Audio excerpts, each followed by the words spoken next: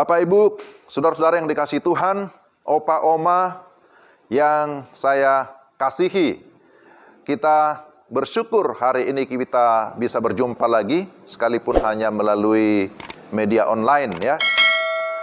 Renungan kita atau khotbah kali ini diberi tema kehendak diri versus kehendak Tuhan. Ya. Kalau kita memperhatikan lagu pujian, ada kidung pujian berjudul Jadilah Tuhan Kehendakmu. Jadilah Tuhan kehendakmu, ku tanah liat kau penjunan, dan seterusnya. Lagu ini mengingatkan kita bahwa kita sebagai ciptaan terbatas adanya. Oleh karena itu, kita harus bergantung kepada Tuhan Sang Pencipta kita. Nah, perikop bacaan kita 1 Raja-Raja pasal 1 ayat 1 sampai 27 ini mengisahkan tentang hari tua Daud dan kemudian berbicara tentang siapa penggantinya sebagai raja di Israel. Tuhanlah yang mengurapi Daud menjadi raja Israel. Artinya bahwa Daud menjadi raja bukan karena kehendaknya sendiri, tetapi karena kehendak Tuhan. Akan tetapi Adonia, anak Daud, secara diam-diam bertindak sendiri. Dia ingin merebut, atau istilah sekarang mengkudeta ya, tahta kerajaan tanpa sepengetahuan ayahnya.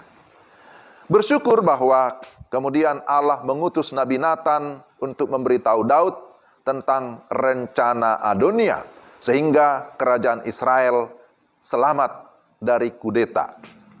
Pertanyaannya, mengapa Adonia begitu berani? Pertama, dari sisi Adonia sendiri ya.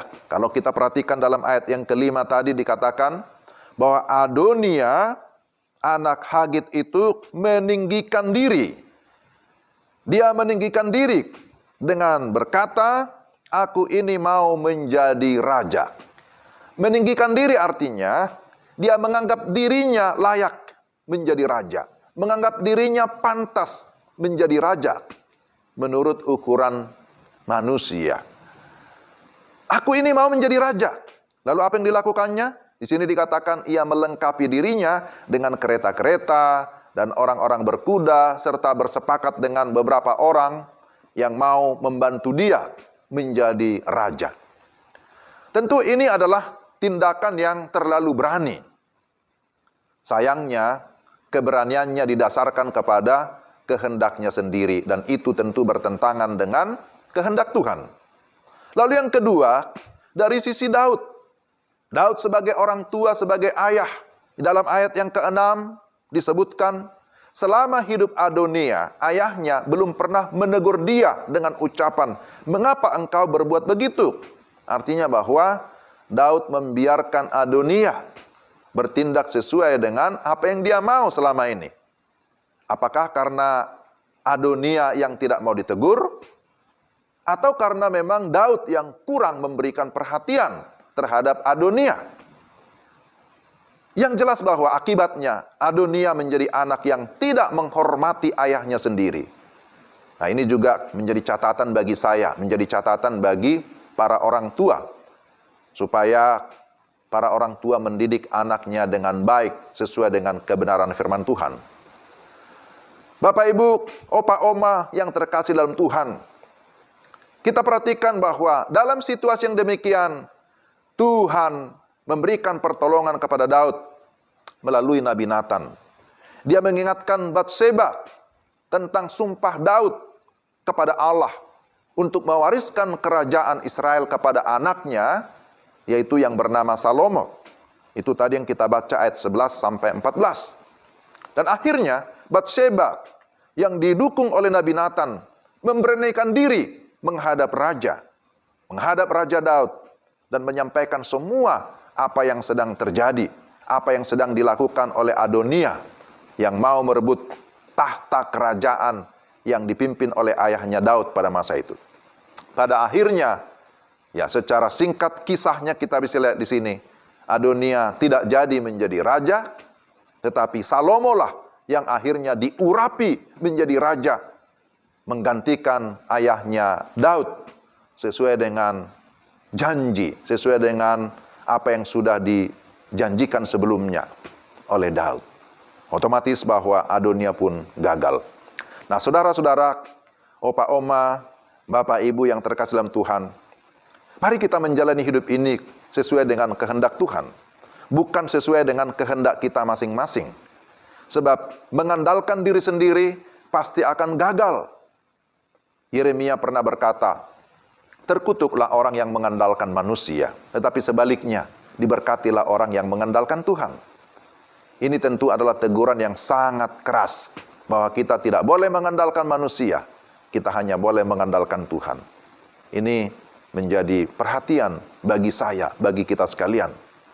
Kita juga tentu mengetahui bahwa Yesus berdoa, dan juga mengajarkan murid-muridnya berdoa, jadilah kehendakmu di bumi seperti di surga. Ketika Yesus dalam penderitaan, dia bergumul di Taman Getsemani, dia pun tetap berserah kepada Allah Bapa. Dia berkata, jadilah kehendakmu, bukan kehendakku. Ini adalah teladan yang sangat penting. Seorang hamba Tuhan bernama C.S. Lewis, ya, dari Inggris. Seorang pendeta, dia pernah berkata bahwa sesungguhnya ada dua tipe orang, ya. Tipe orang yang pertama, orang yang berkata, jadilah kehendakmu kepada Tuhan. Dia berkata, jadilah kehendakmu. Ini sesuatu yang positif, yang bagus. Tapi ada tipe yang kedua, orang yang kepadanya Tuhan berkata, jadilah kehendakmu. Mau ikut yang mana? Mau ikut yang pertama atau yang kedua? Tentu kalau saya mau yang pertama. Kalau mengikuti keinginan daging kita, pada dasarnya kita mau mengikuti kehendak kita, kan? Kita memiliki yang namanya keinginan mata, keinginan daging, keangkuhan hidup. Ya. Karena kita tidak mau, tanda kutip, dikungkung di bawah kehendak atau kuasa yang lain. Itulah sifat manusia kita. Akan tetapi, sebagai pengikut Kristus, maka seharusnya kita mengikuti kehendaknya. Bagaimana kita bisa memahami kehendak Tuhan? Kita dapat memahami kehendak Tuhan jikalau kita bergaul karib dengan Tuhan. Kita memiliki persekutuan yang intim dengan Tuhan. Mazmur 25 ayat 14 menyatakan, Tuhan bergaul karib dengan orang yang takut akan Dia. Dan perjanjiannya diberitahukannya kepada mereka. Jadi artinya, apa yang merupakan kehendak Tuhan, apa yang merupakan isi hati Tuhan, akan terus dinyatakan atau terus disingkapkan kepada kita. Kepada kita yang sungguh-sungguh mau bergaul karib dengan Tuhan. Saudara yang dikasihi Tuhan, Daud dipakai Tuhan menjadi raja yang besar. Dan menjadi berkat bagi banyak orang. Karena apa? Karena kedekatannya dengan Tuhan. Karena hubungan pribadi dengan Tuhan. Maka mari kita semakin mendekatkan diri kepada Tuhan melalui doa dan firman. Melalui persekutuan atau ibadah kita. Sehingga dengan demikian kita semakin mengenal Tuhan. Kita memahami kehendaknya. Dan kita melakukannya sehingga kita bisa menjadi berkat bagi banyak orang. Jadi mari kita berdoa, mari kita berkata, jadilah kehendak-Mu ya Tuhan, bukan kehendakku. Ya, amin. Mari kita berdoa untuk firman Tuhan. Tuhan, terima kasih untuk firman-Mu. Kiranya Roh Kudus menolong kami, memampukan kami untuk kami dapat menjadi pelaku firman. Dalam nama Tuhan Yesus, kami berdoa dan mengucap syukur. Amin.